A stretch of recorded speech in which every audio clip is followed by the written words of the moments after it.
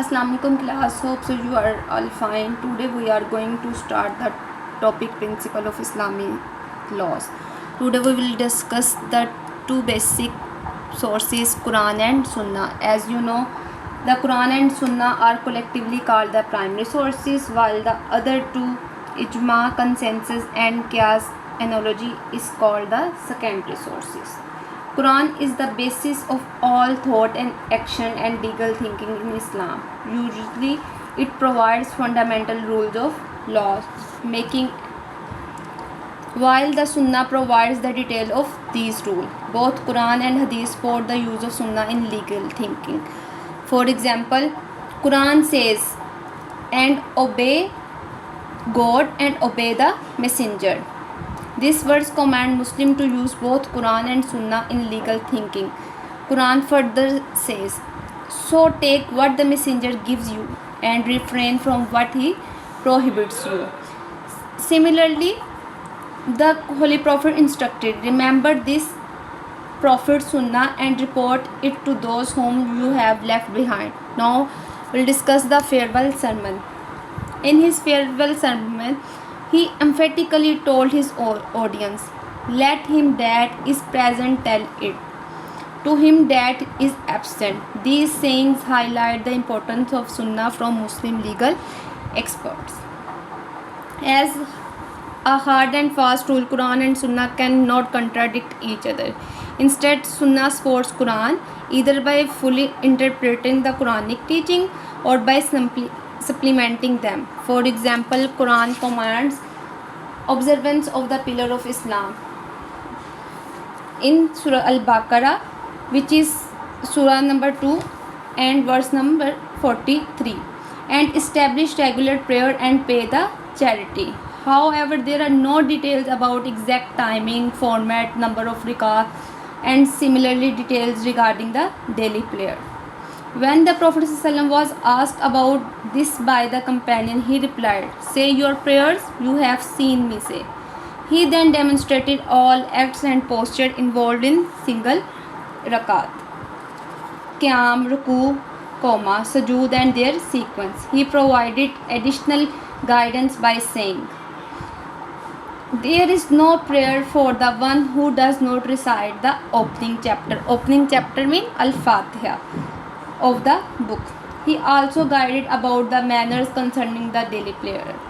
When a person drowsy in his prayer, let him go to sleep until he knows what he recites. Similarly, Quran is silent about how much of one's wealth means nisab, is to pay as the charity. Charity means zakat, since it simply commands Muslim to pay zakat and enlist those entitled to receive it. For example, in alms are for the poor and the needy, and those employed to collect it, for those whose heart have been reconciled, for those in bondage and in debt, in the way of God, and for the wayfarer. In the light of Sunnah, detail of the nisab or the rate of charity tax were worked out. For example, as you know, 2.5% of the wealth equivalent to 7.5 tolas of gold or 52.5 tolas of silver. For example, he said no charity by tax is due on property amounting to less than 5 okia of silver. Okia is a unit. And no charity tax is due on fewer than 5 camels. And there is no charity tax on fewer than 5 wasks of dates or grain. Wask is also a measurement unit. Now, example of dates. Once a companion presented some date of his farm to the Holy Prophet ﷺ, who was sitting with his grandson Hassan. Before accepting the dates, he inquired whether they were being presented as charity. Charity means zakat, or gift. Gift in Arabic word we can say that hiba, and declared that he and his descendant could not receive any charity. Thus he enlisted his descendant among them who could not receive zakat.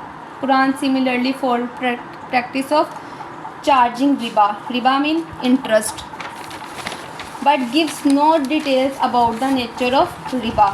God has permitted trade and forbidden riba.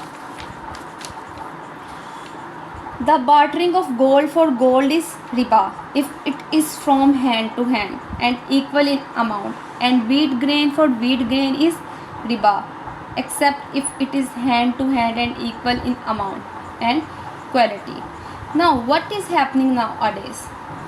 The question is here.